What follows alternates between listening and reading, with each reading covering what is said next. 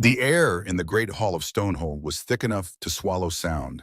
It tasted of wood smoke and roasted boar, of spilled wine and the faint, musky scent of hundreds of werewolves packed into one space. For Alara Vance, it tasted only of fear. Her hands, already slick with sweat, tightened around the heavy ceramic wine jug. Be invisible, she told herself, a constant, silent prayer. In a world of predators, a mouse does not dance. A mouse disappears into the wall. She moved through the throng of boisterous pack members, her worn leather shoes making no sound on the stone flags. The noise was a dull roar, a sea of deep voices and sharp laughter that crashed against the high, timbered ceiling. Two enormous hearths roared at either end of the hall, casting long, dancing shadows that made the warriors look larger, their teeth sharper.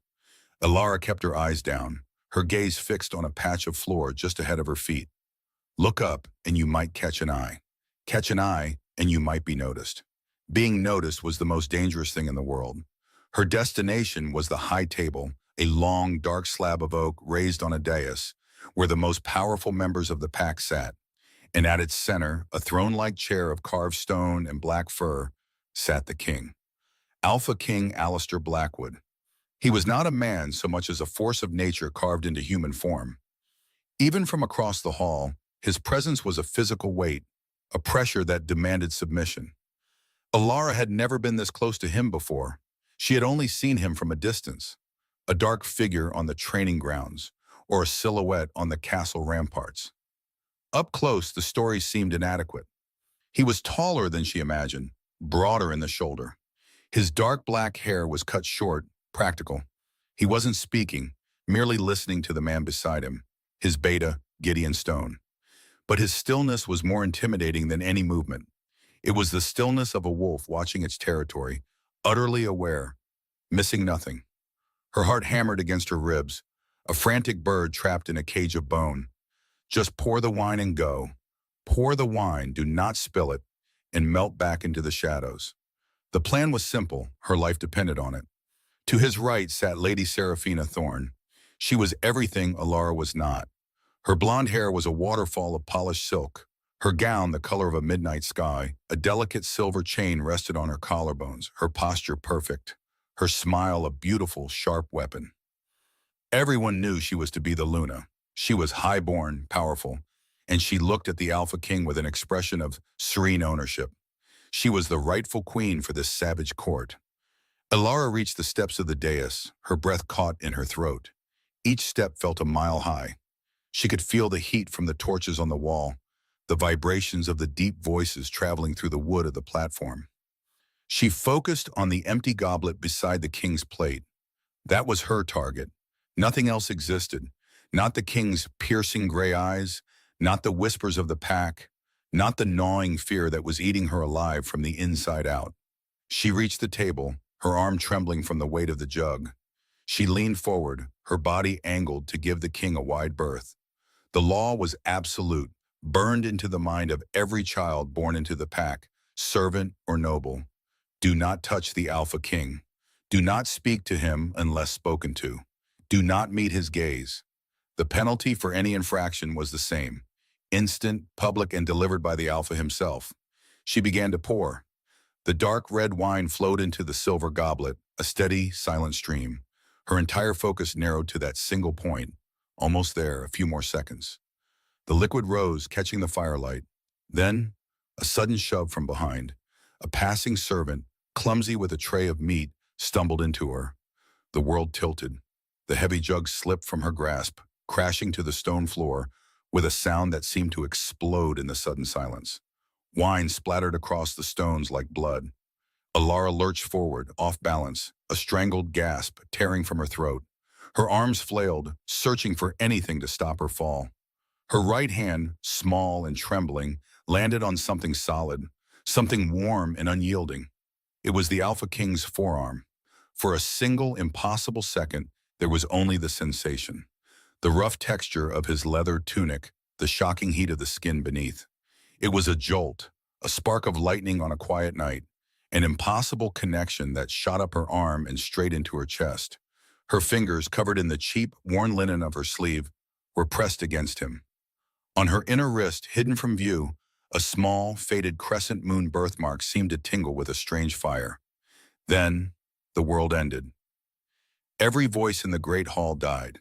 Every clink of cutlery, every laugh, every whisper vanished. The silence that fell was a physical thing, a heavy, suffocating blanket woven from pure shock and horror. 200 werewolves had frozen in place. The guards flanking the dais, who had been statues of bored competence moments before, now had steel in their hands. Their swords were half drawn, their eyes wide with disbelief fixed on her. Ilara's hand was still on his arm. She couldn't seem to move it. Her mind had gone white with terror. She saw her entire life, all 19 years of it, flash before her eyes.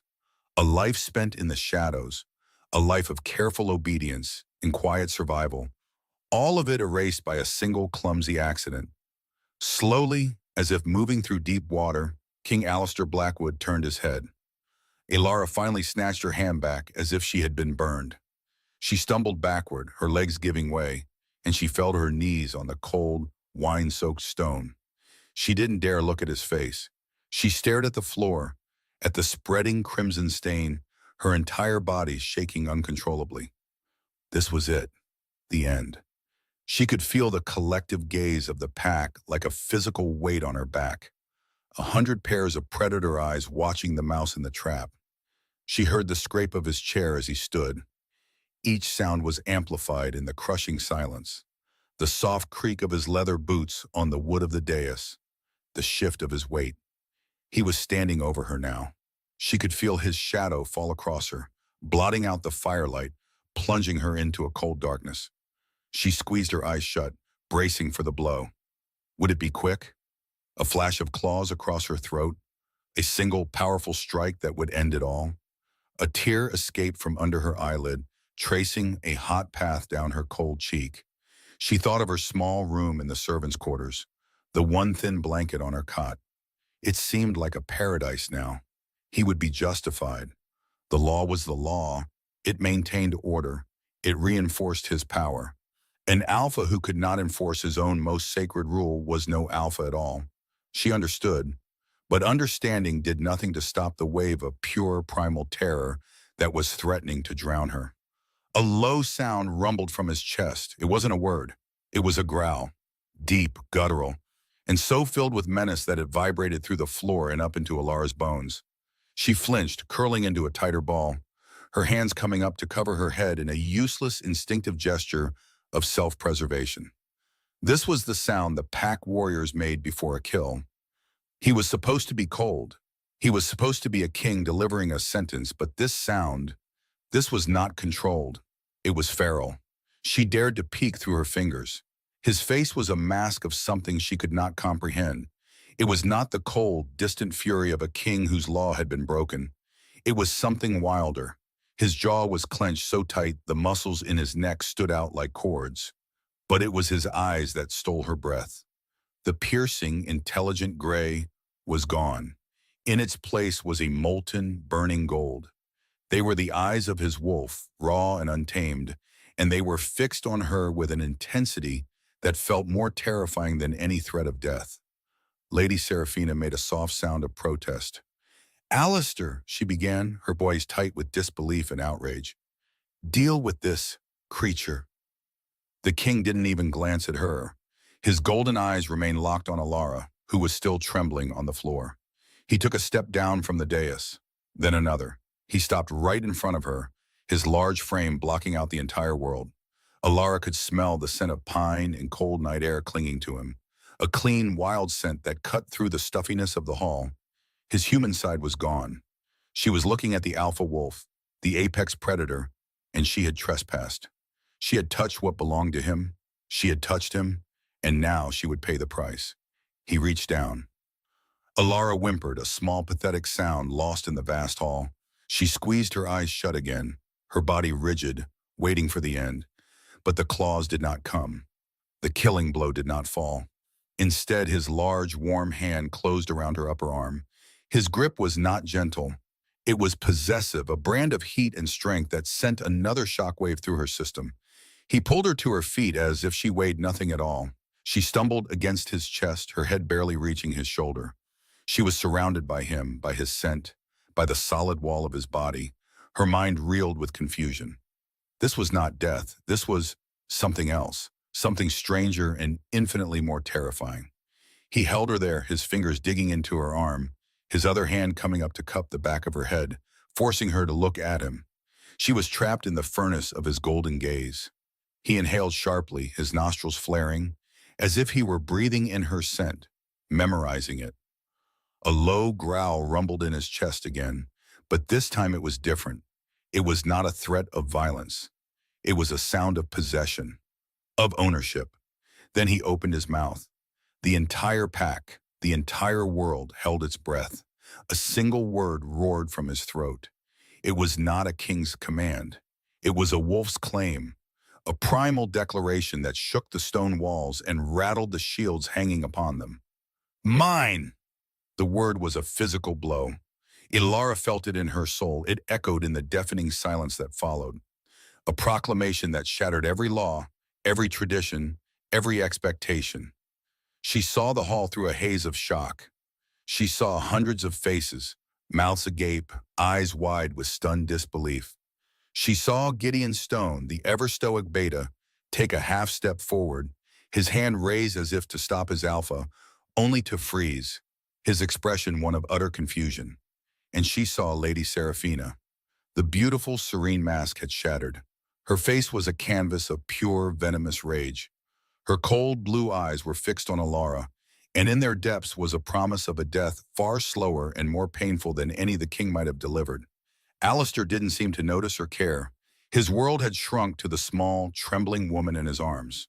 The scent of her, a mix of clean linen, soap, and a unique, wild sweetness he had never encountered, was overriding every rational thought. His wolf, the beast he had kept on a tight leash for 28 years, was raging against its chains, demanding he protect, shield, and claim what was theirs. The touch of her hand on his skin had not been an insult. It had been an awakening, a key turning a lock he never knew existed. He looked down at Ilara. Her wide hazel eyes were swimming with terror and confusion. Her unruly brown hair had begun to escape its simple braid. She was shaking so hard he could feel it through his entire body. The primal part of him wanted to wrap her in furs and hide her away from every prying eye. The king in him knew he had just thrown his entire world into chaos. He chose the wolf. Without another word, without a glance at his counsel or the woman who was supposed to be his queen, he turned. His hand never loosened its grip on Alara's arm. It was a manacle of flesh and bone. He began to stride out of the great hall, his long legs covering the ground quickly. Ilara was dragged along in his wake, her feet stumbling to keep up. The pack parted before them like a disturbed sea, their shocked faces a blur of motion. Whispers erupted behind them, a rising tide of confusion and outrage. The mouse had not only been noticed, she had been claimed by the eagle, and now she was being dragged to its nest. Ignoring the stunned silence and Seraphina's murderous glare, Alistair dragged a trembling Ilara out of the great hall and towards the royal wing, his grip like iron. The world narrowed to the crushing grip on her arm and the blur of stone walls. Each footstep King Alistair took was a jarring pull on Ilara's shoulder, a brutal rhythm dragging her from the life she knew. The gasps and whispers of the great hall faded behind them, swallowed by the long, torchlit corridor. She stumbled to keep pace, her worn leather shoes slipping on the polished flagstones. Her mind was a whirlwind of sheer panic. The king was not speaking. He was not looking at her, he was simply moving, a force of nature towing her into the unknown. She thought he was taking her to a dungeon or a secluded courtyard to carry out the sentence he had failed to deliver. Every corner they turned, she braced for the sight of an executioner's block. His grip was not cruel, she realized with a strange jolt of clarity. It was absolute. It was the grip of a man holding on to something he refused to let go of. The scent of pine and cold night air clung to him, overwhelming the familiar smells of wood smoke and roasted meat from the hall. They passed guards who flattened themselves against the walls, their eyes wide with disbelief, but their faces carefully blank. No one dared meet the Alpha King's gaze. They ascended a wide, spiral staircase, their footsteps echoing in the sudden silence of the royal wing. The air here was different. It was warmer, cleaner, carrying the faint scent of beeswax and old leather.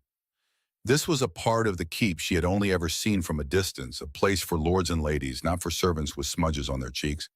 Finally, he stopped before a pair of immense oak doors, carved with the image of a snarling wolf. He released her arms so abruptly she staggered back a step, her skin tingling where his fingers had been. With one hand, he pushed the doors open. They swung inward without a sound, revealing the king's chambers. Alara's breath caught in her throat. It was not a room, it was a cavern of shadows and wealth. A massive stone hearth dominated one wall, a fire roaring within it, casting dancing light on the rich furs scattered across the floor. The bed was a mountain of dark wood and deep crimson covers, large enough for 4 people. A heavy oak desk stood littered with maps and scrolls, and tall, unlit candles sat in iron holders. Through a set of glass doors, she could see a stone balcony overlooking the dark expanse of the Whispering Woods. Alistair gestured inside with a flick of his head. The command was unspoken but clear. Elara hesitated, her feet feeling rooted to the floor. It felt like a trap. Stepping into that room was a trespass far greater than the accidental touch that had sealed her fate. His gray eyes, the gold now faded to a mere shimmer in their depths, pinned her in place. He looked exhausted, his jaw tight, a deep line etched between his brows. The king who had faced down armies and rival alphas looked utterly lost. "Go inside, Elara," he said. His voice was not a roar, but a low, rough command that vibrated through the stone beneath her feet. It was the first time he had ever spoken her name. She flinched, then did as he commanded, shuffling past him into the oppressive warmth of the room. She felt like a stray mouse in a lion's den. She stood just inside the doorway, wrapping her arms around herself, afraid to touch anything. The contrast between her own faded, rough-spun dress and the silken tapestries on the wall made her feel small and dirty. Alistair followed her in, but kept his distance, moving to stand before the great hearth. He stared into the flames, his broad back to her. The silence stretched, thick and heavy with unspoken questions. What was this?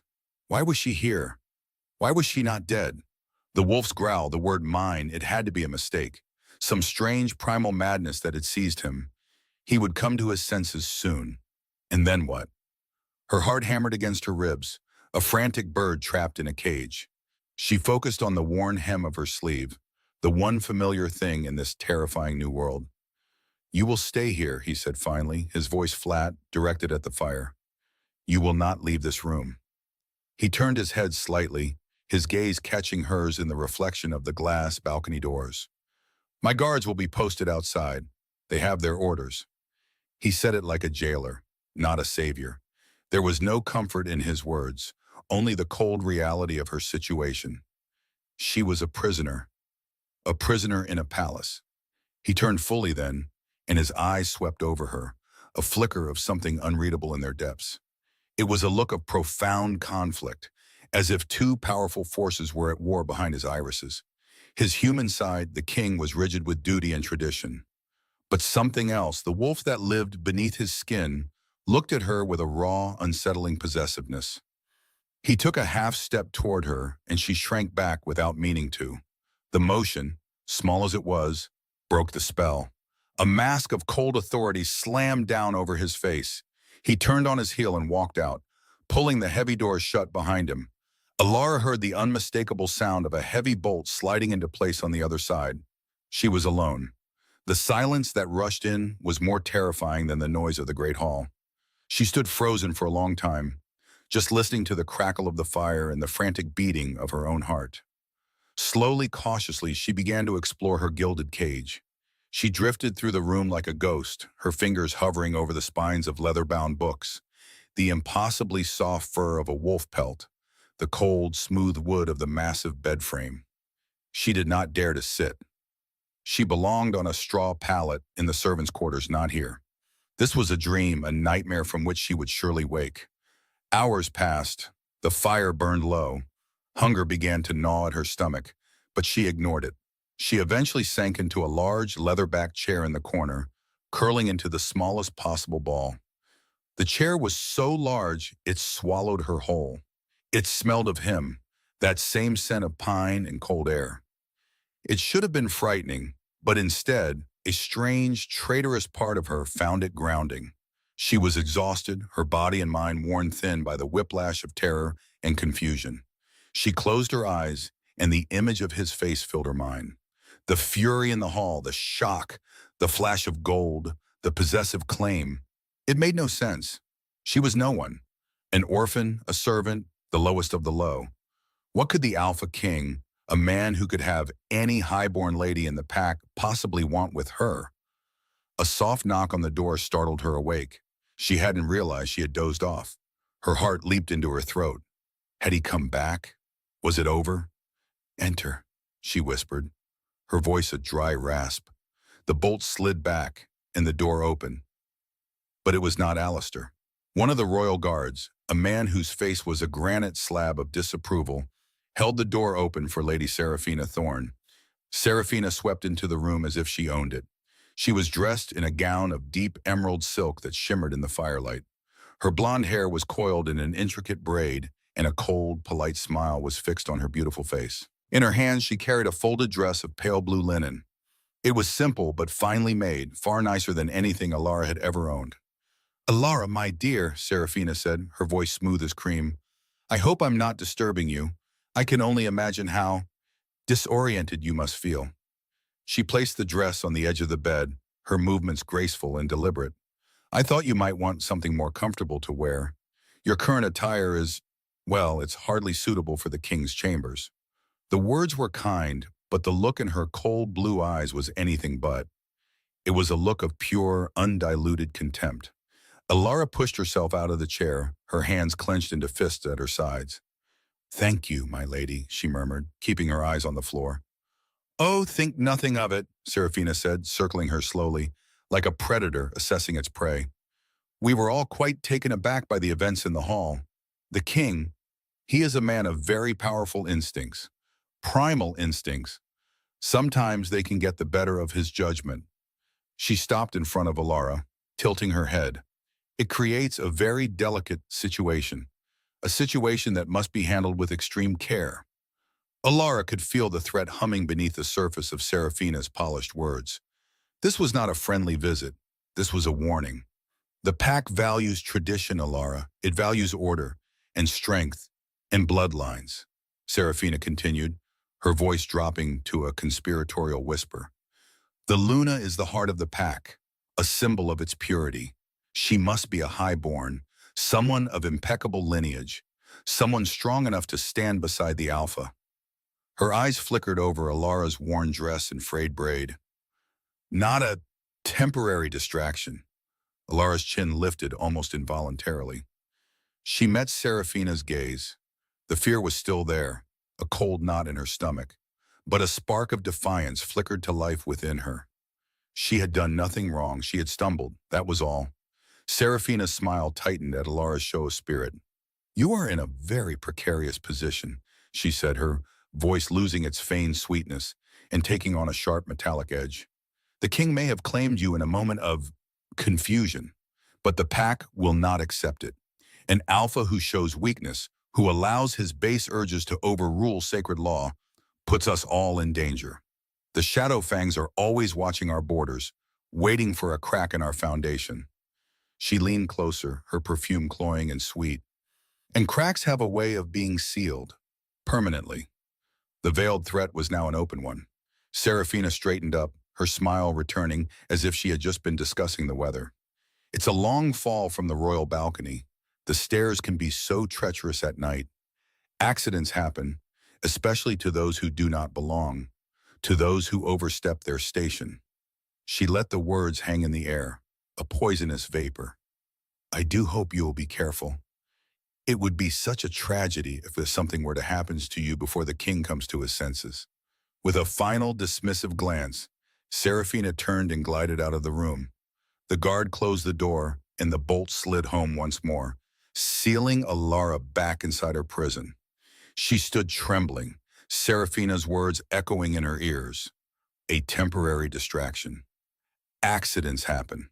She looked at the blue dress lying on the bed, a beautiful, simple thing that now felt like a shroud. She backed away from it, her breath coming in ragged gasps. Serafina was not just a jealous rival. She was the voice of the pack. She was the embodiment of the ancient laws that Alara had unknowingly broken. Alara sank to the floor, her back against the cold stone of the hearth. She pulled her knees to her chest, trying to make herself small, invisible. The luxury of the room felt mocking now, the furs and silks a cruel joke. She was more alone than she had ever been in her life, trapped between a silent, conflicted king who held her captive and an entire pack that wished her dead. Tears she had held back for hours finally began to fall, silent tracks of terror down her face. She cried for her simple, predictable life, for the safety of anonymity. She cried because she understood that the Alpha King had not saved her life. He had only postponed her death, and in doing so had made her a target for everyone. As the night deepened, the fire dwindled to glowing embers. Exhaustion finally claimed her, and she drifted into a fitful, dream-plagued sleep on the floor. She awoke sometime later to the sound of low voices from outside her door. The guards were changing shifts. Their words were muffled by the thick oak, but the stone of the floor seemed to carry their whispers directly to her ear. "I still cannot believe it," one voice said, heavy with disbelief. "Right there in the hall, he just took her." A second voice, rougher, grunted in response. "She's a witch, has to be. No one can touch the Alpha. It's a curse, I tell you. She's poisoned his mind, made his wolf go mad." Alara's blood ran cold. A witch. They thought she had enchanted him. The idea was so ludicrous it would have been laughable if it were not so deadly. The first guard spoke again, his voice dropping lower. "The elders are furious. Gideon Stone is trying to keep them calm, but they won't stand for it. They say a servant girl, Luna, will be the pack's ruin." A heavy pause followed. Then the second guard spoke the words that stopped Alara's heart. "Mark my words, she won't survive the week.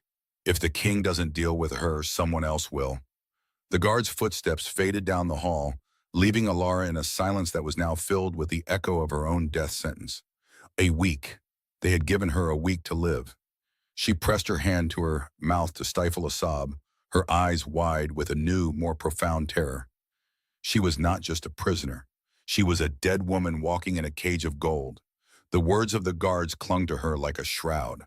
A witch, a curse, not expected to survive the week. Alara sat on the edge of the enormous bed, her hands clenched in her lap. The fine wool blanket felt coarse against her skin.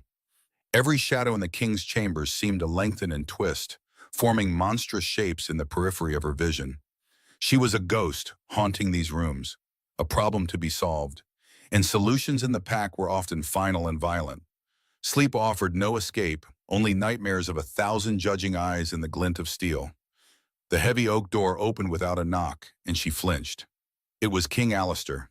He stood in the doorway, a formidable silhouette against the torchlight of the hall. His face was a mask of stone, but his gray eyes were turbulent, like a stormy sea. Behind him stood Gideon, his expression grim and apologetic. Alistair spoke, his voice low and devoid of warmth. "The council has invoked the right of the run." Alara stared, the words meaning nothing to her. She simply shook her head, a small, lost gesture. Gideon stepped forward slightly. "Alara," he said, his tone softer than his Alpha's. "It's a tradition. When a bond is declared, the pair must run together in the Whispering Woods to test the connection, to see if the instincts align." Her blood ran cold. The Whispering Woods. Even as a kitchen servant, she had heard the tales. It was an ancient, wild place where the pack's wolves ran free, a place where territorial disputes were settled and where rogues sometimes hunted. For a werewolf, it was a challenge. For a human, it was a death sentence. I cannot," she whispered, her voice barely a thread of sound. "I am not one of you. I can't run." Alistair's jaw tightened. "It is not a request. The council sees this as the only way to silence the dissent. They believe it will expose a lie." His eyes met hers, and for a fleeting second she saw a flicker of something beyond cold duty. Was it frustration or something else? "They believe you have enchanted me. This run is meant to prove them right, to show that no true bond exists between us. So that was it, a public execution disguised as tradition. They would take her into the woods, and she would fail the test. Perhaps she would be judged too slow. Perhaps a convenient accident would happen. Lady Seraphina's silken threats echoed in her mind. This had her signature all over it. They would leave her in the woods, and the pack would have its excuse. The witch's spell would be broken, and the king would be free. Tears pricked her eyes, hot and sharp, but she refused to let them fall. She would not give him, or any of them, the satisfaction. She lifted her chin, a tiny act of defiance that cost her everything. "When do we leave?" Alistair's expression did not change, but a muscle in his cheek jumped. "At dawn." He turned and left as abruptly as he had arrived, leaving Alara alone with the suffocating certainty that she was going to her end. Dawn arrived pale and gray, the light seeping into the room like a diluted poison. Two servant women she had never seen before entered with plain, practical clothes. A tunic of dark green wool, sturdy leather trousers, and soft boots. They dressed her in silence, their movements efficient and their faces unreadable. They refused to meet her eyes, as if she were already dead. There was no fine jewelry, no emblem of her new, terrifying status. She was being dressed for a hunt, and she knew exactly who the prey was. When she was led from the king's chambers, the corridor was lined with the pack's elite. They watched her pass with stony faces. She could feel the weight of their judgment, their suspicion, their hatred. It was a physical force pressing down on her, stealing the air from her lungs. Alistair was waiting at the main gate, standing beside two powerful war horses. He was already dressed for the wilds, his dark hair ruffled by the morning wind. He looked every bit the Alpha King, powerful and untouchable. He didn't look at her. He simply nodded towards one of the horses. Gideon helped her mount, his touch brief and his expression unreadable. In the courtyard, a crowd had gathered. She saw them all. The guards, the council elders with their severe faces, the servants who once worked alongside her, now staring as if she were a complete stranger. And she saw Lady Seraphina. She stood near the front, dressed in a magnificent gown of deep blue, a cruel, triumphant smile playing on her lips. Her eyes met Alara's, and they held a promise of cold, final victory. Seraphina gave a subtle, almost imperceptible nod. It was not for Alara, it was for someone in the shadows of the forest beyond the walls. Alistair mounted his own horse in one fluid motion. He gave no speech. He offered no words of encouragement. He simply nudged his horse forward, and they rode out of Stonehold. Alara followed, her back straight, her heart a frantic drum against her ribs. She felt like a ceremonial sacrifice being led to the altar. The entrance to the Whispering Woods was a dark maw of tangled trees. The towering pines and ancient oaks formed a dense canopy that immediately swallowed the morning light, plunging them into a perpetual twilight. The air grew cool and heavy, smelling of damp earth, decaying leaves, and pine needles. Sounds became muted, distorted. The cheerful bird song of the open fields was replaced by the lonely call of a distant crow and the unsettling rustle of unseen things in the undergrowth. They dismounted just inside the tree line, tying the horses to a low-hanging branch. The silence here was different. It was alive, watchful. "Stay close to me," Alistair commanded, his voice a low rumble. It was the first thing he had said to her all morning. "Do not make a sound, and do not, under any circumstances, run." The irony of his last command was so bitter it almost made her laugh. That was the whole point of this, wasn't it? The mating run, a test she was designed to fail. He began to walk, his steps confident and silent on the mossy ground. Alara hurried to keep up, her own clumsy footfalls sounding like thunder in the oppressive quiet. Her senses were on fire. Every snapped twig, every whisper of wind through the leaves sent a jolt of panic through her. The forest felt alive and it felt hostile. She could feel the eyes on her, not just from the pack members who were surely watching from a distance, but from the woods itself. They walked for what felt like hours, deeper and deeper into the forest's heart.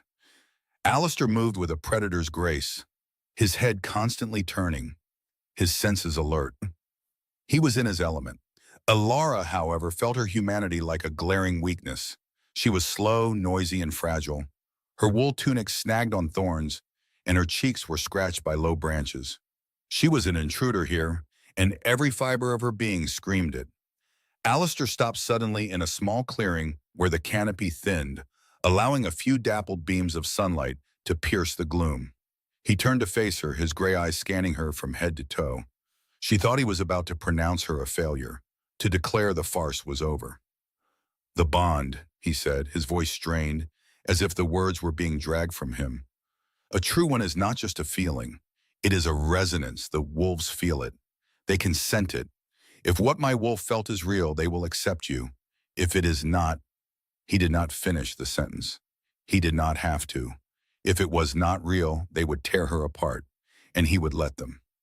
He was looking at her with an intensity that made her skin prickle. It was the same look from the Great Hall, just before he had claimed her. A look of confusion, of fury, of something so primal it had no name. His nostrils flared slightly. "What do you feel?" he demanded. Alara was stunned by the question. What did she feel?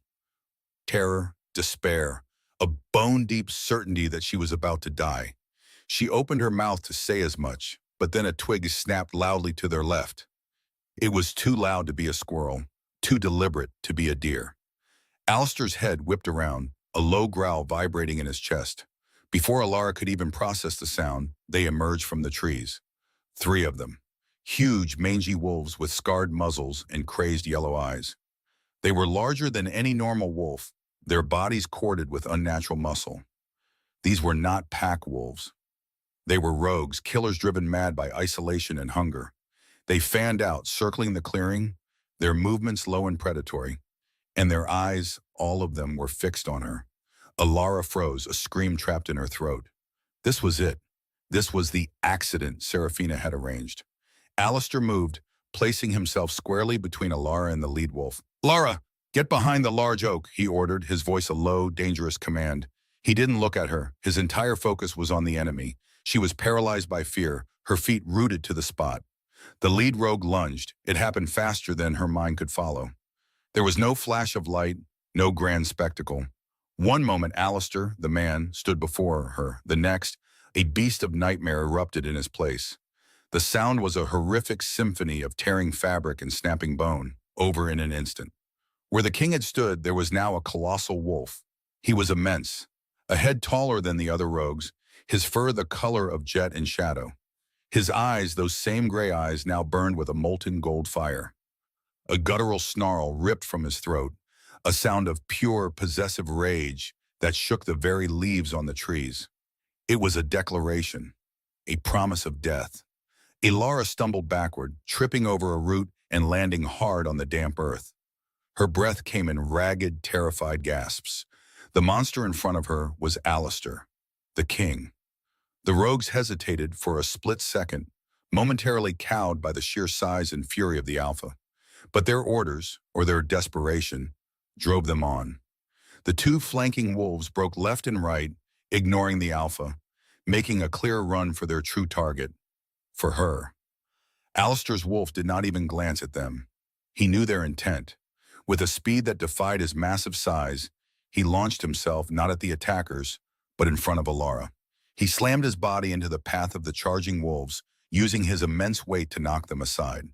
He landed directly over her, caging her small form beneath his. His paws hit the ground on either side of her head, his massive, furry body a living shield. Dirt and leaves sprayed into her face. All she could see was a wall of black fur. All she could smell was pine, earth, and the wild, musky scent of the beast. All she could hear were the sounds of battle raging directly above her head, snarls and yelps of pain, the sickening thud of bodies colliding. A spray of something warm and wet spattered across the back of her neck. She squeezed her eyes shut, convinced she was about to be crushed or torn to pieces in the crossfire. The ground shook with the force of the fight. A heavy weight landed on Alistair's back, and a deep grunt of effort rumbled through his chest and into her own. He did not budge. He remained over her, an unbreachable fortress of fur and muscle, absorbing every attack. He was not just fighting them. He was protecting her. He was taking blows meant for her. The realization struck her with the force of a physical impact. This was not the cold, distant king. This was not a calculated political move. This was primal. This was instinct. This was the bond made terrifyingly real. The fight was brutal and blessedly short. Alistair's wolf was a force of nature, a whirlwind of controlled violence.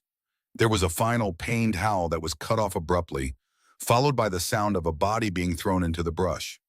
Then, silence. A heavy, panting silence.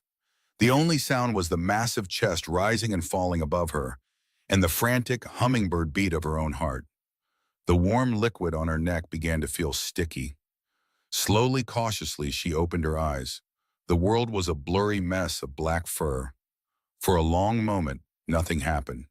The massive wolf above her did not move, except for the deep breaths that shuddered through his frame. He was still shielding her, even after the threat was gone. Fear warred with a new, bewildering emotion. He had saved her. The monster had saved her. Carefully, ever so carefully, the colossal wolf began to move. He pushed himself up and stepped away, giving her space. Alara scrambled backward on her hands and heels, crab walking away until her back hit the rough bark of the large oak tree Alistair had pointed to earlier. She pulled her knees to her chest, making herself as small as possible. The clearing was a wreck. Two of the rogues lay still in the grass, their forms twisted at unnatural angles. The third had vanished, likely having fled. Alistair's wolf stood in the center of it all.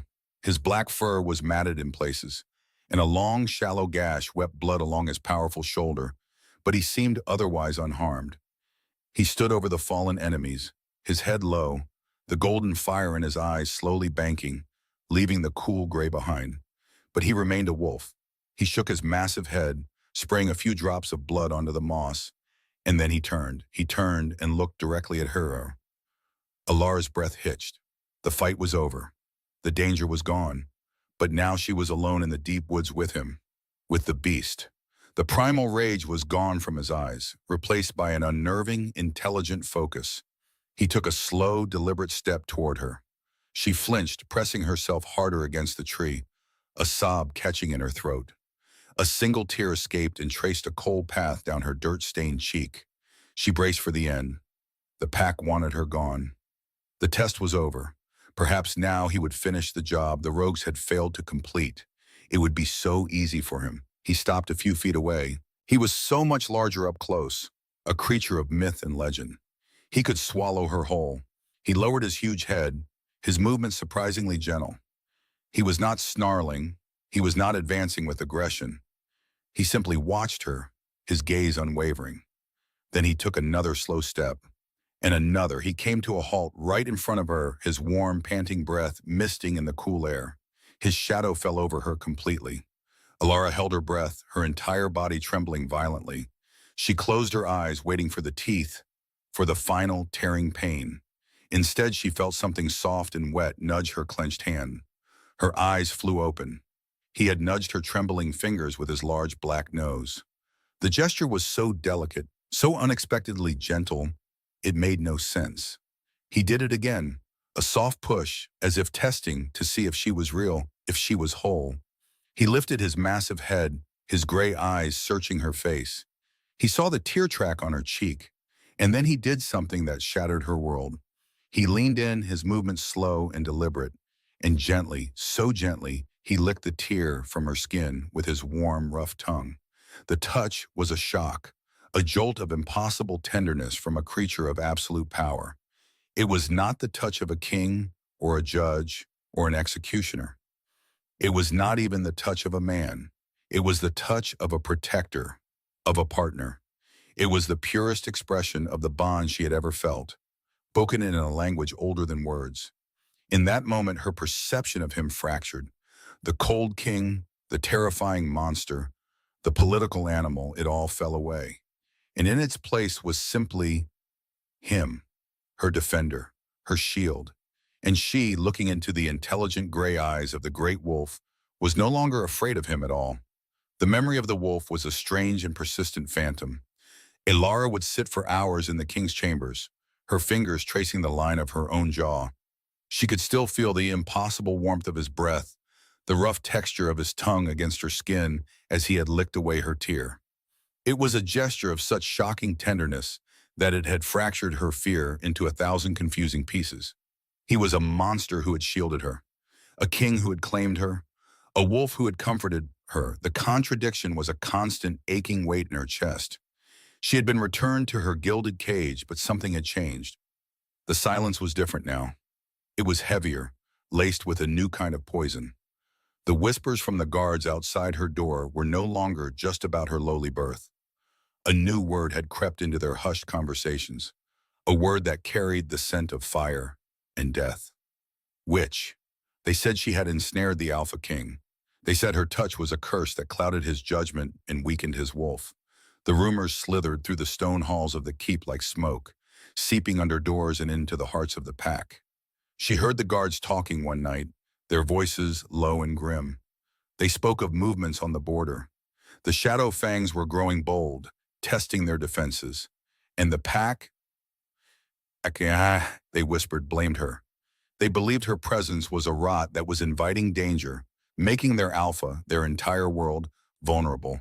Each word was a small stone thrown at her, and she felt the bruises forming on her soul. In his private study, Alistair stood before the hearth, watching the flames devour the seasoned oak.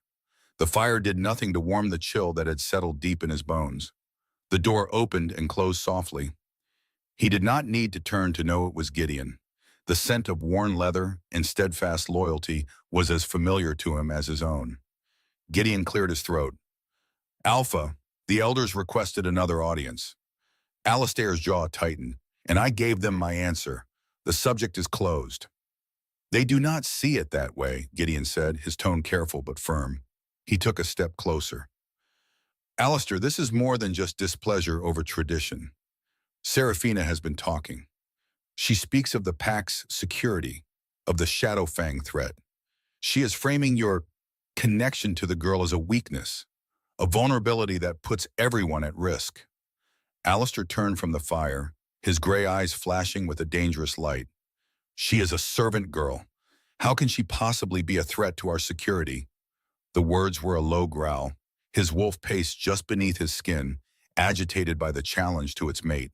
Gideon met his alpha's gaze without flinching. They are not thinking rationally. They are thinking with fear. They say you are distracted, that the bond, this unnatural bond, is making you neglect your duties. They see the rogues in the woods not as a random attack, but as a sign that your focus is compromised. Alistair slammed a closed fist onto the heavy oak mantel. The stone beneath it vibrated with the force of the blow. My focus has never been sharper. I eliminated the threat.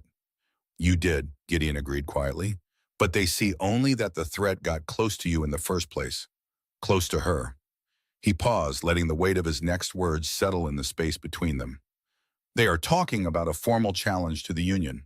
The air in the room went still. A formal challenge was a relic of a bloodier time. It was a mechanism for the pack to question an alpha's judgment on a matter of succession or mating. To invoke it was to risk tearing the pack in two. It could lead to a vote, to exile, or to a fight for dominance. Let them try, Alistair snarled, the sound more beast than man. Be reasonable, Gideon pressed, his voice urgent. If the elders make a formal challenge, you will be forced to choose. Renounce her, or face a schism that could shatter our pack from within. The Shadow Fangs would not need to invade. We would destroy ourselves. Alistair stared at his most trusted friend, his beta. He saw the genuine fear in Gideon's eyes. It was not a threat, but a desperate warning. The king in him knew Gideon was right. A fractured pack was a dead pack.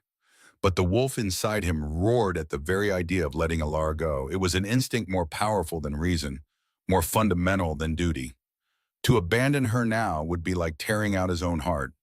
He was caught in a trap of his own making, his crown on one side, his soul on the other. He turned back to the fire, his shoulders slumped with the weight no one else could see.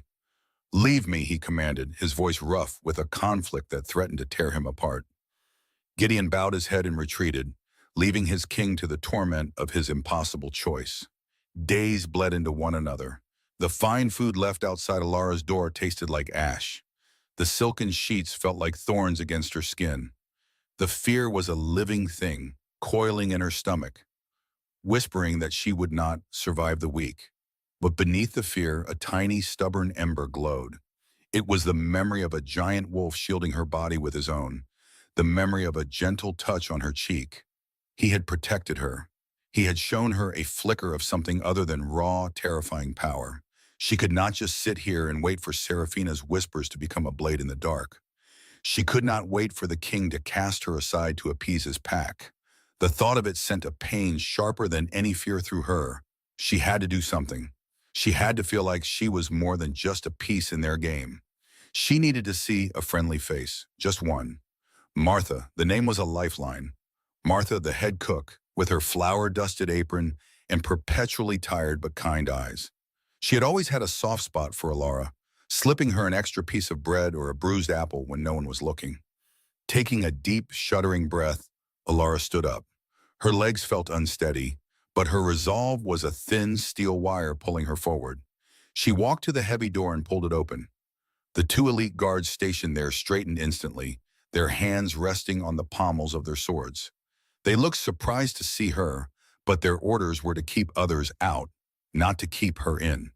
She did not meet their eyes. She simply stepped out into the corridor and began to walk. Her journey to the kitchens was a silent ordeal. She used the back corridors, the servants' passages she knew so well. But the familiar gray stone walls felt different now. They felt hostile. Servants carrying laundry baskets or buckets of water would see her coming and flatten themselves against the wall, their heads bowed, their eyes fixed on the floor. They moved as if she carried a disease. The silence they left in their wake was louder than any insult. She was a ghost in her own life, haunting the places she once belonged. Her hands trembled, but she clenched them into fists and kept walking. The warmth and clamor of the main kitchen hit her first. The air was thick with the smell of roasting meat, bubbling stew, and fresh yeast. For a heart-stopping moment, it felt like coming home. Then someone saw her. A young kitchen boy dropped a copper pot with a deafening clang, and just like that, the noise and bustle ceased. One by one, heads turned, conversations died. The rhythmic chopping of vegetables stopped. 20 pairs of eyes fixed on her, filled with a mixture of fear, suspicion, and contempt. Then a voice cut through the suffocating silence. "Alara?" Martha stood by the great hearth, a wooden spoon in her hand. Her face was a canvas of shock, concern, and a flicker of fear for herself. She glanced around at the other staff, her expression hardening. "Get back to work," she snapped. "Do you think the bread will bake itself?" The kitchen slowly stirred back to life, but it was a strained, self-conscious activity. Everyone was listening. Martha wiped her hands on her apron and hurried over to Alara, her brow furrowed. "Child, what are you doing down here? It is not safe for you." "I had to," Alara whispered, her voice cracking. I couldn't stay in that room anymore." Martha's expression softened. She saw the sheer terror in Alara's eyes, the deep-set exhaustion. She took Alara's arm, her grip surprisingly strong. "Come with me," she murmured, leading her away from the main kitchen and into the relative privacy of the large, cool pantry. The air here smelled of earth and spice, of burlap sacks of potatoes and onions, and hanging herbs. Martha closed the heavy wooden door, plunging them into dim light. She leaned against it, letting out a long breath. "By the spirits, girl, you gave me the fright of my life." She looked Alara up and down, taking in the simple, worn servant's dress she still wore, the dark circles under her wide, haunted eyes. "They are saying terrible things," Martha said softly. "You should not be wandering the halls." "I know what they're saying," Alara said, tears welling. "They think I'm a witch. They blame me for everything." The carefully constructed dam of her composure finally broke. A sob escaped her, raw and ragged. "I'm so scared, Martha. I did not ask for any of this. I stumbled." Martha's face crumpled with pity. She pulled Alara into a hug, wrapping her sturdy arms around the girl's trembling shoulders. Alara clung to her, burying her face in the flour-dusted linen of Martha's apron, the familiar scent of hearth and home overwhelming her. "I know, child. I know," Martha soothed, patting her back. "None of this is your fault. You have a good heart. Anyone who truly knows you knows that." She held Alara until the shuddering sobs subsided into quiet sniffles. Releasing her, Martha looked around the pantry, then broke off a small piece of a fresh loaf of dark bread resting on a shelf. She pressed it into Alara's hand. Here, eat something. Alara looked at the bread. It was such a simple, ordinary thing. A kindness so small and yet so vast it felt like a miracle. The tears started again, silent this time, streaming down her cheeks. Thank you, she choked out. She was so tired of being strong, so tired of being afraid. She brought a hand up to her face, meaning to wipe away the tears. In her distress, she pushed the rough, loose sleeve of her dress up her forearm to use a cleaner part of the fabric. The motion was automatic, unthinking. It exposed the pale skin of her inner wrist and the mark that lay there. It was a faint, faded thing, a delicate crescent moon, barely a shade darker than her own skin. She had been born with it. It was a part of her she never thought about. But Martha saw it. Her hand, which had been resting on Alara's shoulder, fell away. Her breath hitched in a sharp, audible gasp. The kindness and pity in her eyes were instantly replaced by something else. A look of profound, earth-shattering shock. Her eyes were wide, fixed on the small birthmark. She stared as if she had just seen a ghost from a long-forgotten story. Her lips parted, but no sound came out. It was a recognition so deep, so absolute, it stole the very air from her lungs. The gasp was a sharp, brittle sound in the warm, steamy air of the kitchens. Martha's hand, wrinkled and dusted with flour, shot out and gripped Alara's arm. Her eyes, usually so kind and placid, were wide with an emotion Alara couldn't place. It was more than shock. It was fear, and something that looked like ancient history rising to the surface. Martha's gaze was locked on the small, faded crescent moon birthmark on Alara's inner wrist. Where did you get that? Martha's voice was a harsh whisper, a sound completely alien coming from her. Alara tried to pull her arm back, confused and suddenly afraid of her oldest friend. What do you mean? I've always had it. No, Martha insisted, her grip tightening. She dragged Alara away from the clatter of pots and the curious glances of the other kitchen staff. She pulled her into the small, dark pantry, the air thick with the scent of dried herbs and smoked meats. Martha let go of her arm, only to press the heavy wooden door shut, plunging them into near darkness. Only a sliver of light from under the door illuminated the hanging braids of garlic and bundles of thyme. That mark, Martha began again, her voice trembling. I have only seen it once before. A long, long time ago, on a woman who should have been queen. Alara's heart began to hammer against her ribs. A cold dread, familiar and suffocating, washed over her. I don't understand. Martha took a shaky breath. King Alistair's mother, Queen Annalise. She had a mark just like it, in the very same spot. The old cook's voice dropped even lower, as if the walls themselves were listening. It was a secret. Her bloodline. It was not from here. She came from a lost line of the Shadowfang pack. The name hit Alara like a physical blow. The Shadowfangs, the enemy, the ruthless wolves who prowled their borders. Their name a curse used to frighten children. She felt dizzy, the small pantry seeming to spin around her. That's not possible. I am no one. The words sounded hollow, a lie she had been told her entire life. You are not no one, Martha whispered fiercely. She reached out, her hands now gentle, and cupped Alara's face. Tears welled in the old woman's eyes, catching the dim light. Your parents were from that same line. They were nobles, part of a delegation that came here seeking peace 2 decades ago. A secret meeting. But they were betrayed. Alara could barely breathe. Parents, nobles. The words were foreign, impossible. There was a skirmish on the border, Martha continued, her voice thick with grief. A terrible misunderstanding. Or maybe it was an ambush. No one ever knew for sure. Your parents, they did not survive the night. I found you, just a babe, hidden in their wagon. Your mother had wrapped you in her own cloak. Martha's thumb brushed Alara's cheek. She was my cousin's daughter, my own blood. I swore I would protect you. The only way I could was to hide you, to make you invisible. I brought you here, told everyone you were an orphan I'd found in the village.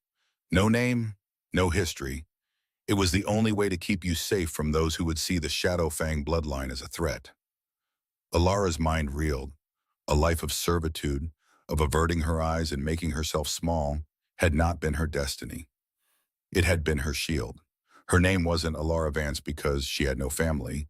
It was Alara Vance because her real name was too dangerous to speak. She was the daughter of murdered nobles. She carried the blood of the enemy pack in her veins. She stumbled back against a sack of grain, the rough burlap scratching her back. The fear was still there, a deep, primal terror of what this meant. But beneath it, something new and fragile was taking root. It was a single, powerful thought. I am not nothing. The thought grew, branching out, pushing aside the fear. A lifetime of being invisible had been ripped away, and in its place was a history written in blood and secrets. Martha watched her, her face a mask of worry. Alara, you must be careful. This knowledge... But Alara was no longer just listening. She was feeling. The ground beneath her feet felt solid for the first time in her life. She pushed herself off the grain sack, her movements no longer hesitant. She looked at her own hands, at the wrist with its crescent moon. It was not a random blemish. It was a map. It was a story. And the Alpha King, who had claimed her with a growl and shielded her with his body, he had a right to know who he was protecting. And she, in turn, had a right to know why. She looked at Martha, her old fear replaced by a cold, clear certainty. Thank you, she said, her voice steady. And before Martha could say another word, she pulled open the pantry door and stepped out into the light. The walk back to the royal wing was different. The stone hallways were the same, the torchlight still casting long, menacing shadows. But Alara's steps did not falter. She did not hug the walls or duck her head when a guard passed. Her gaze was fixed forward on the heavy oak door at the end of the corridor. The two elite guards standing sentinel outside Alistair's chambers straightened as she approached. They were used to seeing a terrified girl, scurrying like a mouse. They were not prepared for the woman who walked towards them now. She stopped directly in front of them, her chin held high. She did not wait for them to announce her. She did not ask for permission. She raised her own hand and knocked on the king's door. The sound echoed in the silent hall, sharp and demanding. One of the guards took a half step forward, his hand moving to his sword, but he stopped, a flicker of uncertainty in his eyes. The door swung inward. Alistair stood there, his face a thundercloud. He had clearly been pacing. He opened his mouth to speak, likely to reprimand her for her audacity, but she swept past him into the room before he could utter a sound. He turned, his surprise quickly hardening back into the familiar mask of command. The door clicked shut behind them, sealing them inside the vast, quiet chamber. A fire crackled in the great stone hearth, but it did little to warm the chill that clung to the room. Alistair stood tall, radiating an aura of power that would have made her crumble just hours before. Now it only fueled the fire in her veins. "You will not enter my chambers like that," he stated, his voice a low growl. It was the voice of the Alpha King, used to absolute obedience. Alara turned to face him, her hands clenched at her sides. "And how should I enter? As your prisoner? As your pet? You have not told me what I am." His jaw tightened. A muscle flexed along his sharp jawline. "You are what I say you are. You are safe.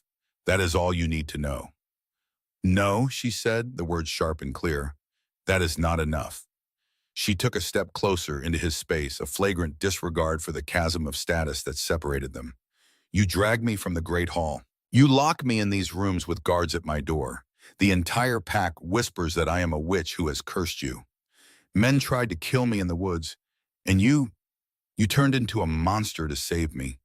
You claim me, protect me, and yet you look at me as if I am a stranger. You will not speak to me. You will not even look at me." Her voice began to tremble, but it was with rage, not fear. Tears of frustration burned at the back of her eyes. "So I will ask you again, what am I to you? Why did my touch, a mistake, unleash this chaos? What did your wolf see in me?" Alistair's gray eyes flashed with gold. The wolf was close. "You test my control, girl. You do not have the right to ask such questions." "I have every right," she shot back, her voice rising. She thrust her arm forward, pushing up her sleeve to reveal the pale crescent moon on her wrist. "Do you know this mark? Do you have any idea what it means?" His gaze dropped to her wrist. The kingly mask shattered. For a split second, she saw something raw and unguarded in his eyes. It was shock. It was recognition. It was pain. He looked from the mark to her face and back again, as if he were seeing a ghost. "Where?" he started, his voice rough, but she cut him off. "It was your mother's mark, wasn't it?" Alara pressed, her heart pounding. She had one just like it. Your mother, the queen from the Shadowfang line. Alistair recoiled as if she had struck him. The air crackled with sudden tension. "Who told you this?" he snarled, all pretense of calm gone. He took a step toward her, his form seeming to swell with restrained fury. "Who has been speaking of things they do not understand?" "It does not matter who told me," Alara cried, holding her ground. "What matters is that it's the truth. And you knew. You saw this mark, and you knew there was a connection. You have known this entire time, and you have said nothing. You left me in the dark, terrified and alone, while you wrestled with your secrets." "I did it to protect you," he roared, the sound bouncing off the high, timbered ceiling. The wolf was out, his eyes blazing gold, his voice a force of nature that shook the very stones of the room. "Do you have any idea what would happen if the pack knew your blood? They see a servant girl and call for your death. If they knew you were of the Shadowfang line, they would tear you apart with their bare hands. I am the only thing standing between you and 100 wolves who believe you are the spawn of our oldest enemy." The force of his rage pushed her back a step, but his words, the raw panic hidden beneath the fury, reached her. He wasn't angry at her. He was terrified for her. The immense power that had been radiating from him suddenly collapsed. The golden light faded from his eyes, leaving them a stormy, haunted gray. He turned away from her, running a hand through his dark hair, and paced to the massive stone balcony. He gripped the rails, his knuckles white, staring out into the night. "I saved your life in that hall," he said, his voice now quiet, hollow. "And in doing so, I may have condemned you to something far worse." He took a deep, shuddering breath. "From the moment you touched me, everything went silent. The politics, the council, the threats on our borders, all of it vanished. There was only one sound. My wolf, screaming a word I had only ever read about, a word I never believed I would hear." He turned back to face her, and the sight broke her heart. The Alpha King was gone. In his place was a man, burdened and utterly alone. His face was etched with exhaustion, his shoulders slumped under an invisible weight. "It screamed mate," he confessed, the word barely a whisper. "And I did not know what to do. My mind, my training, my duty as king, all of it was at war with an instinct so powerful it threatened to consume me. An instinct to claim you, to hide you, to keep you safe from everyone, including myself." He looked at her, his eyes filled with a desperate, lonely plea. "For my entire life, every person I have ever met has wanted something from me. Land, status, power, protection. They bow and they flatter and they scheme. They see the crown, not the man. But my wolf, it wants nothing from you. It simply wants you, all of you, and that terrifies me more than any rival pack. Because I do not know how to protect you from my own people. I do not know how to be a king and be yours." All the anger drained out of Alara. The fire was gone, replaced by a wave of empathy so powerful it made her ache. He was just as much a prisoner as she was, trapped in a cage of duty and expectation. She saw him then, truly saw him for the first time. Not the ruthless alpha, not the terrifying wolf, just Alistair, a man drowning in the loneliness of his own throne. Slowly, she closed the distance between them. He watched her approach, his body tense, but he did not move away. The air was still, the only sound the soft crackle of the fire. She stopped just before him, close enough to feel the heat radiating from his body. Her hand trembled as she lifted it. This was not an accident. This was not a stumble or a mistake. This was a choice. Her choice. She watched her own fingers as they moved through the air, reaching for him. She gently, deliberately took his hand in hers. His skin was warm, his fingers calloused and strong.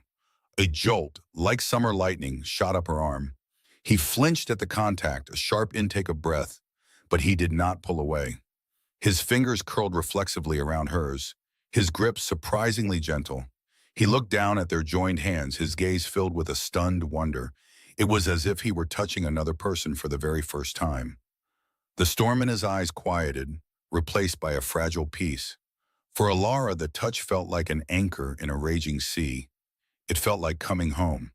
They stood there for a long moment, lost in the silent, profound connection that flowed between them. And then, a change in the room. A soft, warm light began to pulse from across the chamber. It was a gentle, rhythmic beat, like a slow, burning heartbeat made of light. They both turned their heads in unison, their hands still clasped together. The glow was coming from a simple, unadorned wooden box resting on Alistair's dresser. It was a soft, milky white light seeping through the cracks around the lid, painting faint, pulsing strokes upon the dark wall behind it.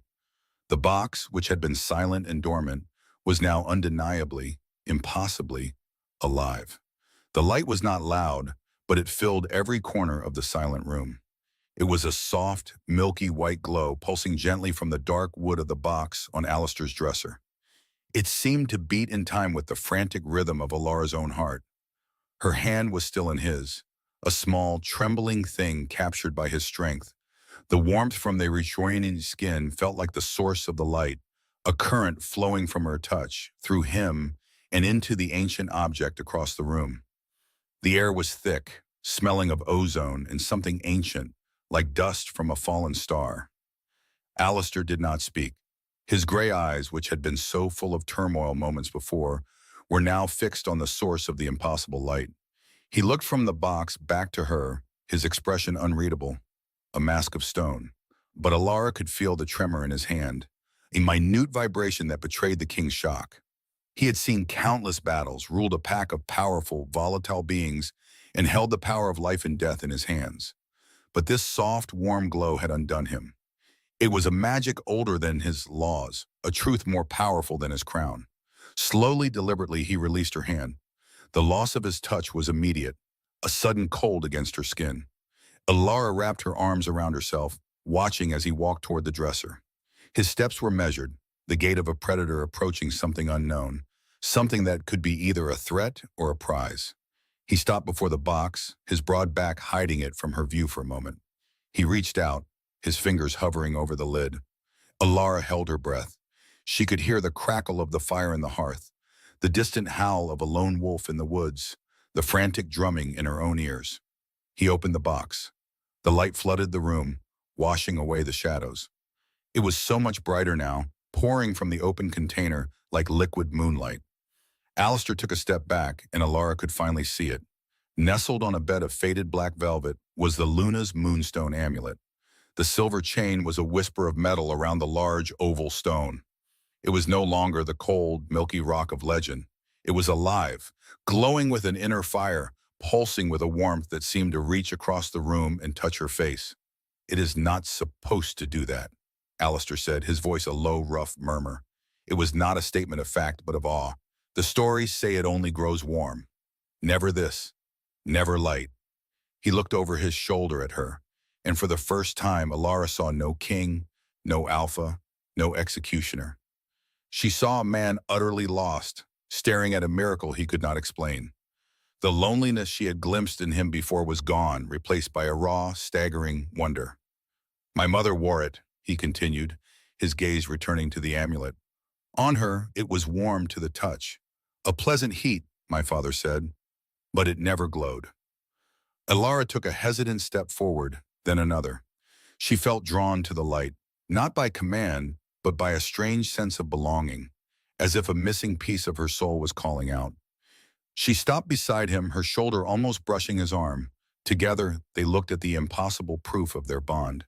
The crescent moon on her wrist tingled, a faint echo of the amulet's powerful hum. "What does it mean?" she whispered, her voice barely audible.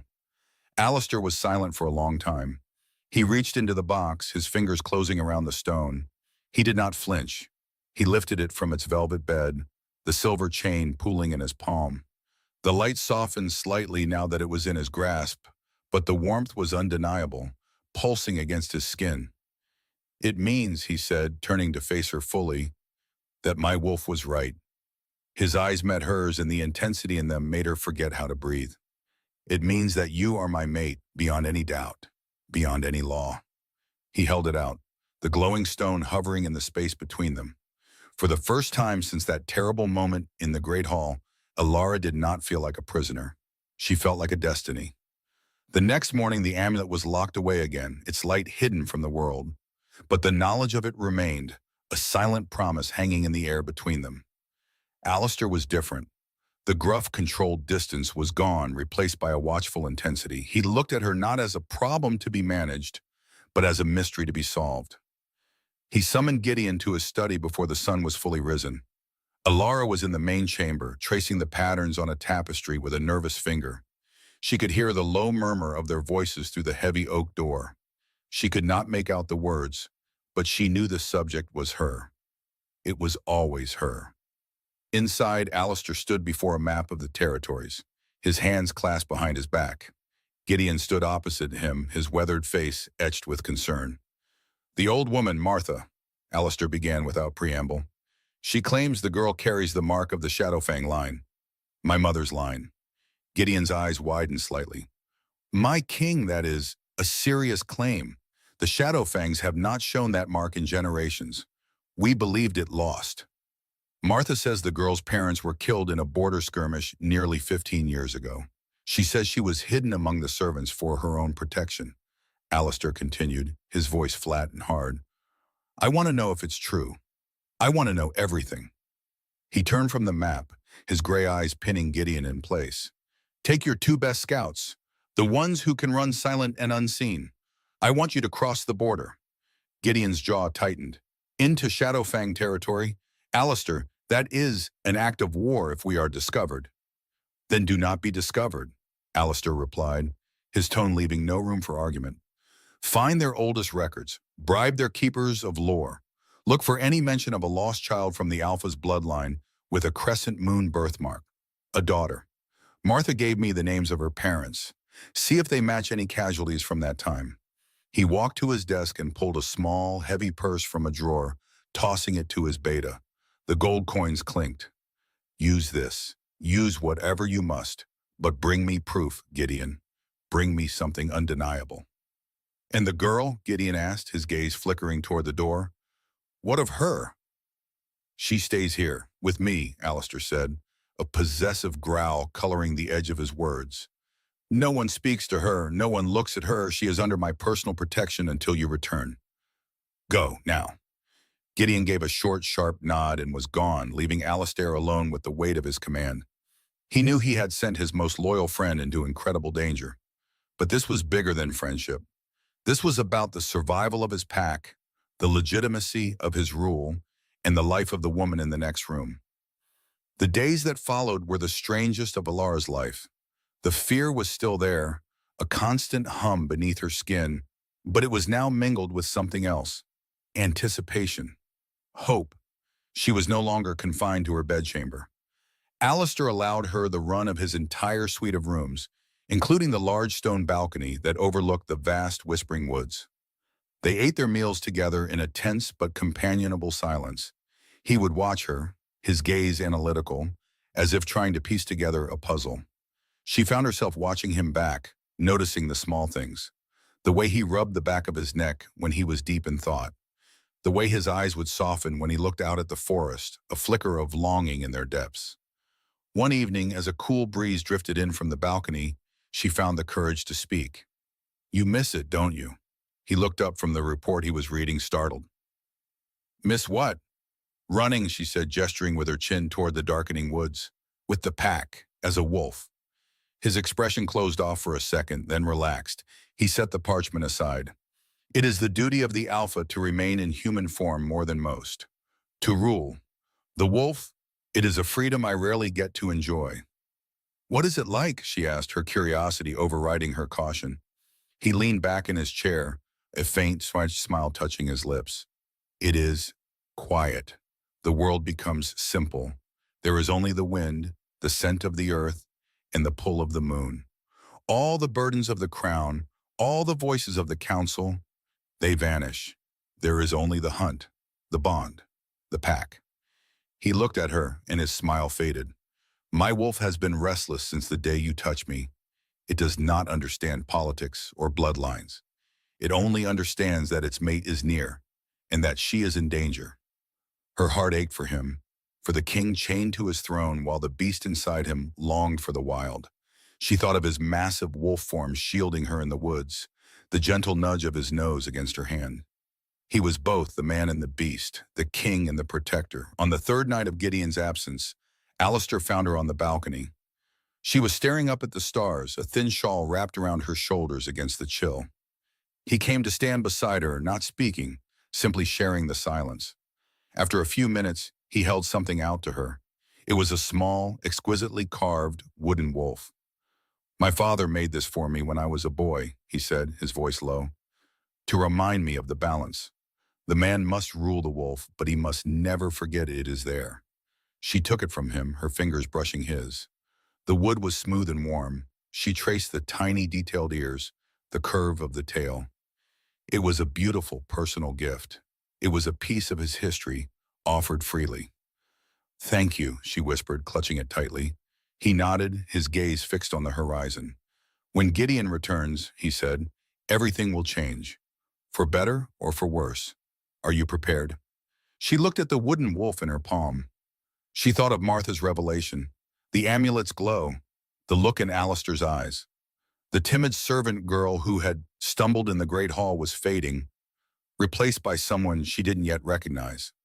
Someone with a name, a history, and a destiny she was only just beginning to comprehend. I don't know, she answered honestly, but I am tired of being afraid. Gideon returned on the fifth day, looking weary but with a grim light of triumph in his eyes. He went directly to Alistair's study, and the door was shut for over an hour. Alara paced the length of the chambers, her hands twisting the fabric of her simple dress. The wooden wolf was tucked into her pocket, its solid shape a small comfort. Finally, the door opened. Gideon emerged, bowed his head to her, and left without a word. Alistair stood in the doorway, his face like a thundercloud. It is true, he said, his voice ringing with a power that made the air vibrate. It is all true. He held up a piece of aged parchment, its edges sealed with the faint imprint of a snarling wolf, the sigil of the Shadowfang Alpha. They have records of a daughter born to the Alpha's brother. Her name was Alara. Her parents were killed in a skirmish 17 years ago. Their bodies never recovered. She was presumed lost to the woods. The current Alpha is her uncle. Alara felt the floor tilt beneath her feet. It was real. A name, a family, a lineage that rivaled any in their own pack. She was not a nobody. She was the lost blood of their greatest enemy. He wants you to stand with me, Alistair saw, his eyes blazing, in front of the council. Her blood ran cold. The elders? Seraphina? All of them, he confirmed. They have whispered and plotted. They have called you a witch and a common stray. They believe your blood is a weakness. Today, we will show them it is our greatest weapon. He held out his hand, not as a king commanding a subject, but as a partner. Will you face them with me, Alara? She looked at his outstretched hand, then into his unwavering eyes. The fear was there, coiling in her stomach. But beneath it, a new fire was kindling. The fire of her ancestors. The fire of a wolf. She placed her hand in his. Yes. The emergency council chamber was a smaller, more intimidating room than the Great Hall. It was circular, with tiered stone benches rising on all sides. A single cold hearth cast long, dancing shadows on the walls. The air was stale, thick with judgment. The 10-pack elders sat on the highest tier, their faces grim and unforgiving.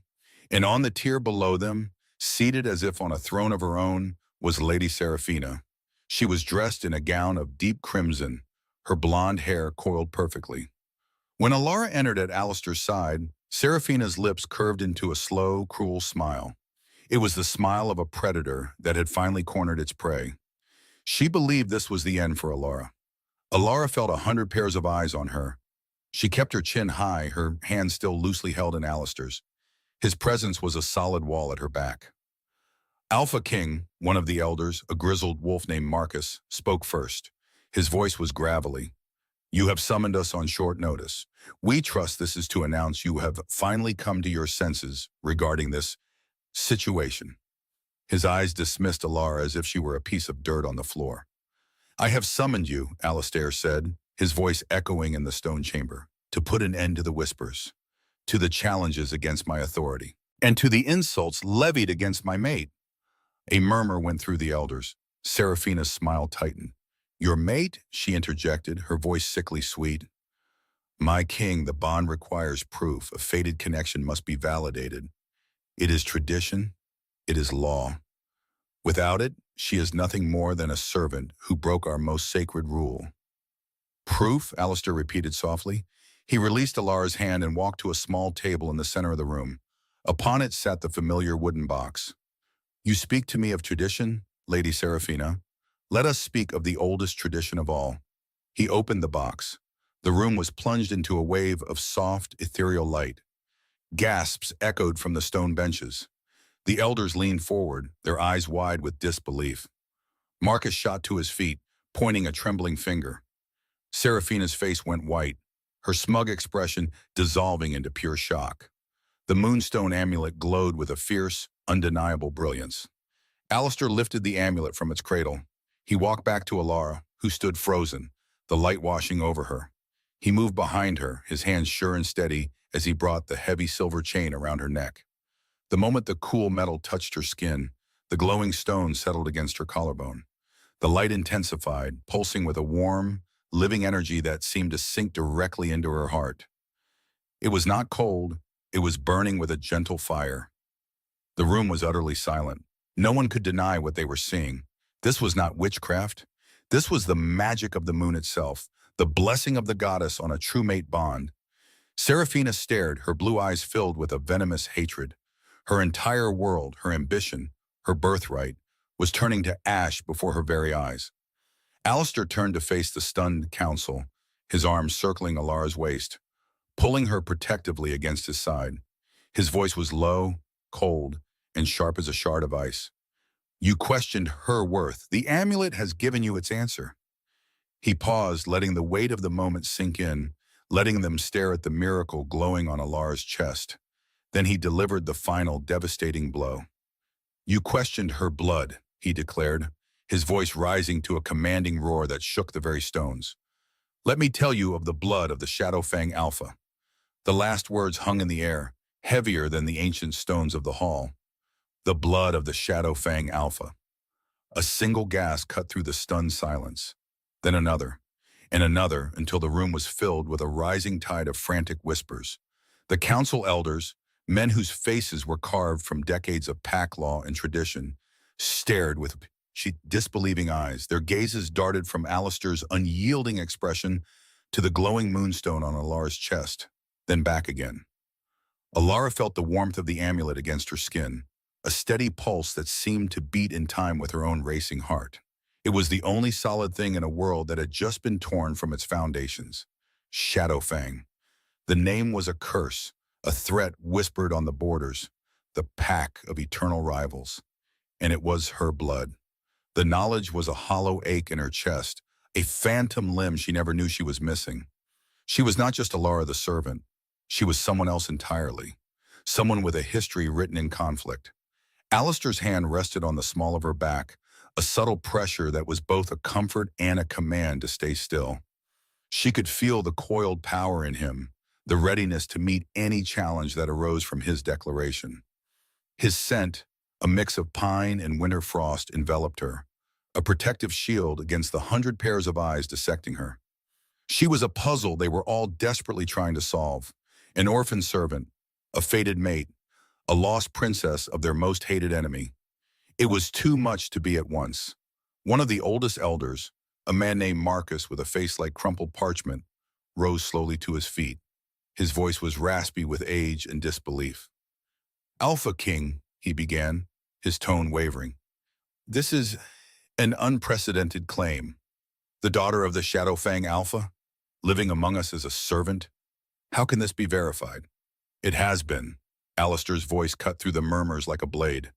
My scouts confirmed the story of the servant who raised her. She is the sole survivor of a border skirmish nearly 2 decades ago, her parents lost in the chaos. She was hidden here for her own protection. He did not raise his voice, Yet every word carried the weight of absolute authority. He was not asking for their belief. He was informing them of a fact. The revelation settled over the room, shifting the very atmosphere. The contempt that had been aimed at Alara now curdled into confusion, and for some a dawning, grudging respect. She was not a nobody who had stumbled into power. She was high-born blood, lost and now found. The magical proof of the amulet and the political reality of her lineage were two pillars supporting a truth they could no longer deny. But for one person in the room, this truth was not a pillar. It was a wrecking ball. Lady Seraphina stood frozen, her perfectly composed expression finally cracking. The color had drained from her face, leaving behind a sickly pale mask. Every word Alistair spoke was a nail in the coffin of her ambition. The amulet, glowing on Alara's neck, was a personal mockery of her entire life's purpose. The bloodline she had so despised was now a greater claim to power than her own. Her blue eyes, usually so cold and calculating, burned with a wild, desperate fire. Her mind was a maelstrom of screeching thoughts. Lost princess. It was a lie. It had to be a lie. A trick. A spell woven by this little kitchen rat to steal what was rightfully hers. She had followed every rule, upheld every tradition. She had molded herself into the perfect Luna, the ideal queen for this pack. For Alistair, and he had tossed her aside for a stray, a shadow-fanged stray. The irony was so bitter it tasted like poison in her mouth. She watched Alistair's hand on Alara's back, the casual, possessive way he stood behind her. He had never looked at Seraphina like that, never offered her that silent, unshakable support. He offered her political calculations and cool respect, but never this raw, primal devotion. The sight shattered the last of her composure. Everything was gone. The title, the power, the respect. She was a fool, a beautifully dressed, high-born fool, left with nothing but the ashes of her plans. The elders were already shifting their allegiances. She could see it in their guarded expressions. They would follow power, and the power had just dramatically shifted to the girl she had planned to ruin. A cornered wolf is the most dangerous. And Seraphina, in that moment, was cornered by her own ruined ambitions. There was no way forward, no path back. There was only the seething, boiling rage that demanded an outlet. If she could not have the throne, she would destroy the one who took it from her. The thought was not rational. It was pure, unadulterated venom. A final, desperate act of a queen who had already lost her crown. Her hand drifted, seemingly by accident, to the folds of her silken gown. Her fingers closed around the cold, familiar shape hidden there. A small, elegant dagger, its blade forged with silver. A gift from her father, a weapon for a lady's protection, or for her vengeance. Time seemed to slow. Alara felt a change in the room's energy, a sharp, piercing intent that cut through the background noise of the council's debate. She turned her head slightly, her eyes locking with Seraphina's across the room. She saw no trace of the polished lady, only a terrifying, empty hatred that promised violence. It happened in the space of a heartbeat. With a scream that was part fury and part despair, Seraphina lunged forward. She moved with the deadly grace of a trained warrior, her elegant gown no hindrance. The silver dagger appeared in her hand, a streak of deadly light aimed directly at Alara's heart. The room erupted in shouts of alarm. The elders stumbled back, their faces masks of horror. But Alistair was faster. A guttural roar, more beast than man, tore from his throat as he moved. He didn't hesitate, didn't think. He simply reacted, his entire being focused on a single imperative: protect his mate. He spun, placing his body squarely in front of Alara, a human shield of muscle and fury. But even he was not the first to reach the threat. Gideon Stone, who had been standing silently by the wall, his gaze ever watchful, moved with blurring speed. He had seen the madness in Seraphina's eyes a fraction of a second before she moved. He did not waste time on a battle cry. He was a creature of pure, brutal efficiency. He met Seraphina's charge halfway, his hand clamping down on her wrist like a vice. There was a sharp crack of bone and a strangled cry of pain from Seraphina. The silver dagger clattered loudly against the stone floor, skittering to a halt near the central hearth. Gideon twisted her arm behind her back, forcing her to her knees with an unforgiving pressure. The entire violent episode was over in less than 3 seconds. Silence fell once more, thick and suffocating. Alara's breath was trapped in her lungs. Alistair stood before her, his back to her, his shoulders broad and trembling with contained rage. She could hear the low growl still rumbling in his chest. She pressed a hand to her own chest, right over the warm moonstone. Beneath her fingers, her heart hammered against her ribs, a wild bird trapped in a cage. The flash of silver, the hatred in Serafina's eyes, it was all burned into her mind. Alistair slowly turned, his eyes still blazing with the gold of his wolf. He scanned her from head to toe, a frantic, desperate search for any injury. "Are you hurt?" His voice was a low growl, rough with fury and fear. Alara could only shake her head, unable to find her voice.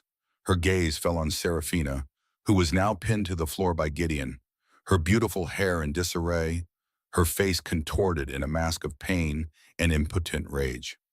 Alistair's attention snapped to her. The cold fury of the Alpha King descended upon the room. "Treason," he said. The word was not loud, but it resonated with the finality of a death sentence.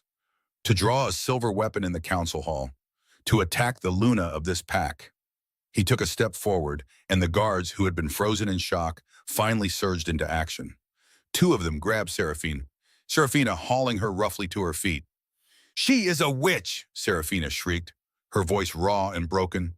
"She bewitched you, all of you. She is a Shadowfang spy, sent to destroy us. She deserved to die."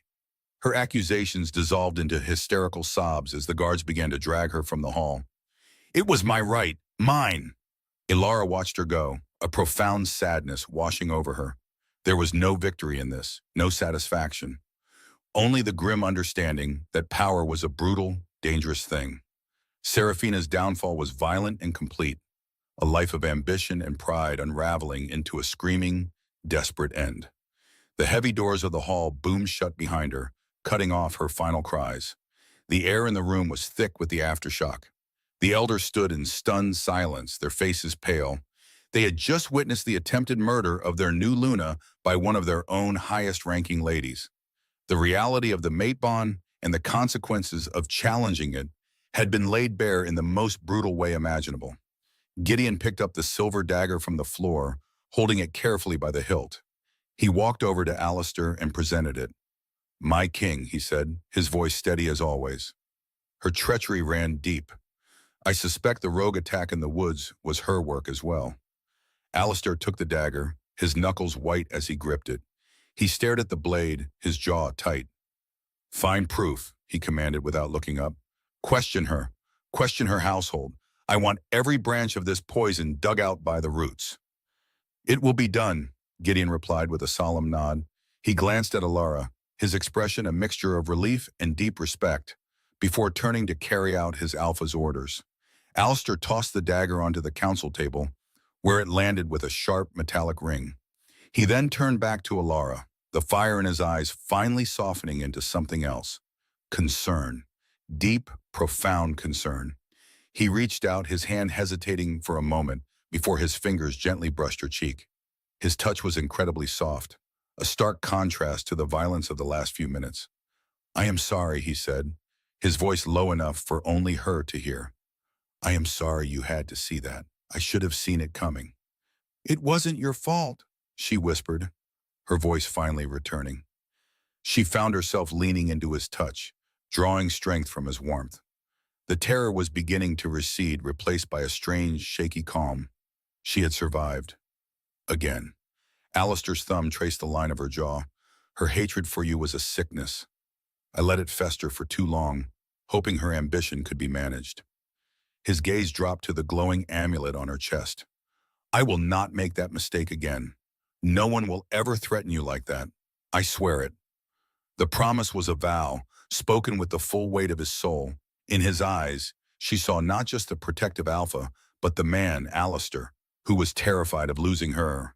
And in that moment, she felt the last of her fear of him melt away completely. She was not his prisoner. She was his partner. Just as a fragile peace began to settle between them, the great hall doors burst open again with a deafening crash. Everyone startled, turning to face the entrance, muscles tense for another attack. A lone figure stumbled into the hall. It was a young pack scout, his face pale with exhaustion and fear, his leathers splattered with mud and sweat. He had clearly run for miles without stopping. He ignored the shocked council, his eyes wild as he searched for the Alpha King. He staggered forward, gasping for breath, his chest heaving. He fell to one knee before the dais, his head bowed. "Speak," Alistair commanded, his voice tight with renewed tension. The messenger lifted his head, his voice ragged and filled with urgency. He shouted the words, his voice echoing in the suddenly silent hall. "The Shadow Fangs, my king, they have amassed at the southern border. Thousands of them." A cold dread washed over the room. Alistair's face hardened into a mask of stone. The scout took another ragged breath, his eyes wide with terror as he delivered the final, devastating blow. "Their Alpha is with them. He sends a message. He demands the immediate return of his lost princess." The scout's voice cracked as he looked at Alara. "Or by the next full moon, they will declare war." The messenger's words hung in the air, sharper than any blade. War. The words sliced through the lingering shock of Seraphina's attack, replacing one kind of chaos with another. The council elders, who had just witnessed proof of a fated bond, now looked at Alara with a new kind of fear. She was not just an unworthy servant. She was the fuse to a war that could destroy them all. Guards still held the trembling messenger, whose chest heaved from his desperate run. The scent of ozone from the glowing amulet around Alara's neck mingled with the cold sweat of panic in the chamber. Alistair did not move. His body was a fortress around Alara, his hand still resting on her shoulder where he had shielded her. But his eyes, those piercing gray eyes, were fixed on the messenger. His mind was working, calculating, processing the impossible turn of events. He had just won a battle for his pack's soul, only to be faced with a war for its very existence. Alara felt the subtle shift in the muscles of his back. He was not afraid, he was focusing. She looked from his resolute profile to the faces of the council. They saw a problem, a diplomatic crisis, a lost princess from a rival pack who had appeared in their midst. But Alistair, she realized, saw something else. He saw an opportunity. He squeezed her shoulder gently, a silent message passing between them. It said, "Stay with me. Trust me." He turned, his voice cutting through the rising murmurs like thunder. "Gideon," he commanded. Gideon, who had just forced a traitor to her knees, immediately stepped forward, his expression grim but ready.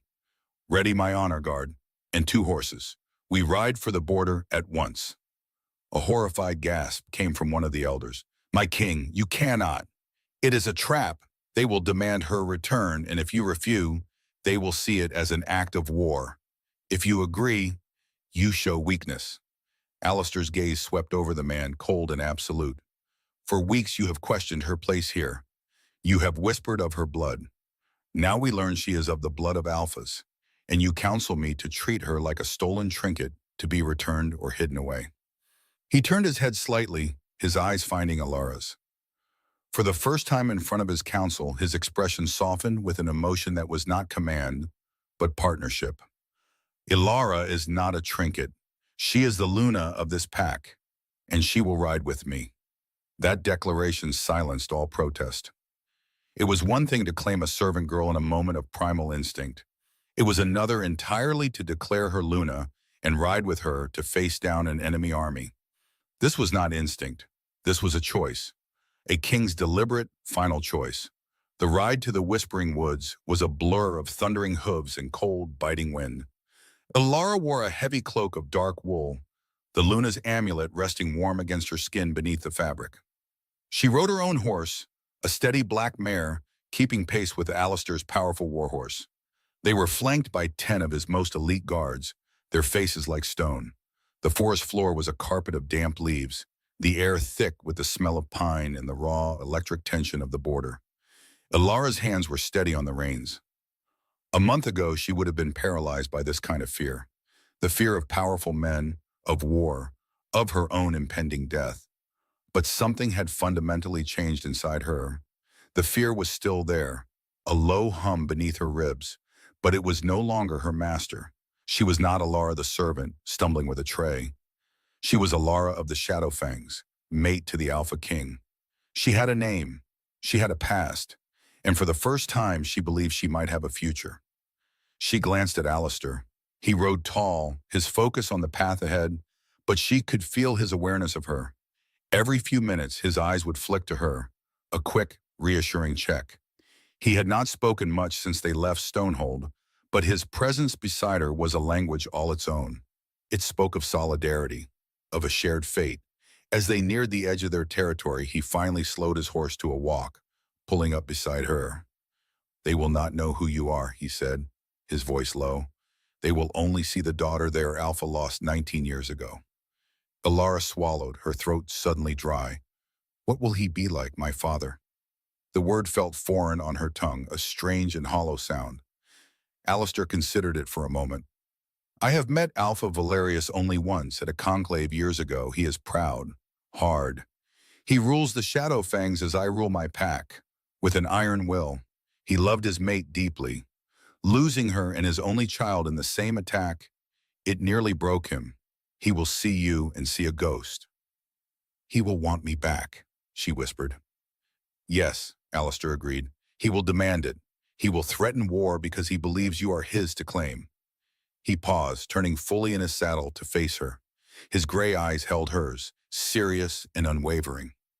"But you are not his to claim. You are not mine to possess.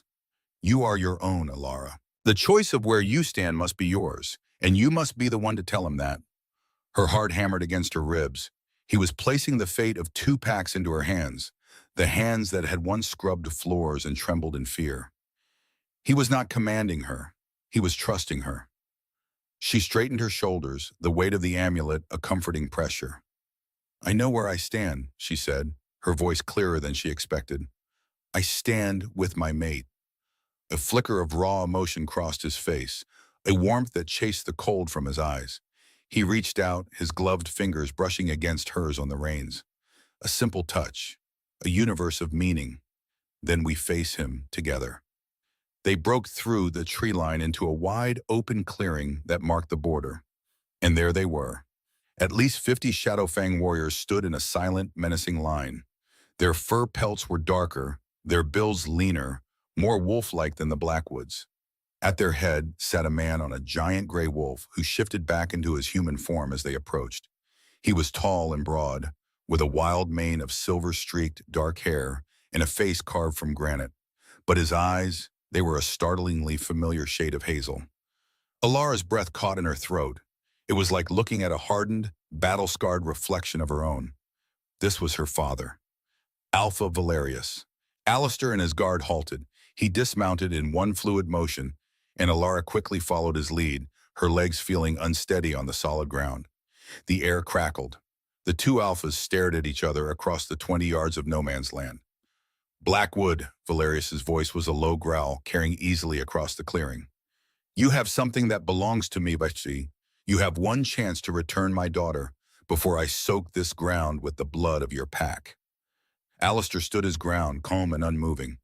"Alpha Valerius, I have not stolen your daughter. I have found my mate." A ripple of disbelief went through the Shadowfang ranks. Valerius let out a harsh barking laugh. "Your mate?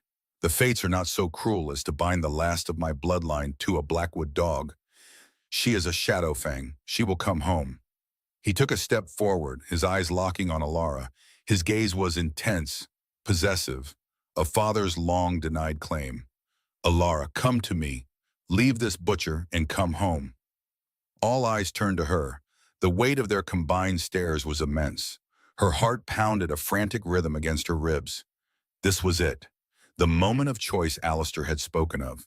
She could run to the father she never knew, to a pack that was hers by blood. Or she could stand with the king who had been her captor, her protector, and now her partner. She took a deep breath, the cold air stinging her lungs. She felt Alistair's presence at her side, a silent anchor in the storm. She thought of the cold stone floors, the fear, the loneliness. Then she thought of a giant wolf licking away her tears, of his hand in hers, and the warmth that spread through her entire being. of the look in his eyes when he called her his Luna. She took a step forward, away from Alistair, but not toward her father. She stood in the middle, a bridge between two worlds. "Father," she said, and the word was stronger this time, filled with a sorrow for the years they had lost. His hard expression faltered at the sound of her voice. "My name is Alara," she continued, her voice gaining strength with every word. "For 19 years I did not know my name. I did not know my blood. I was a servant in the very castle my mother fled to for safety." She saw a flicker of pain in his eyes, a deep, ancient wound. "I lived in fear. I lived in silence. But I am not that girl anymore." She reached up and pulled the amulet from beneath her cloak. The moonstone glowed with a soft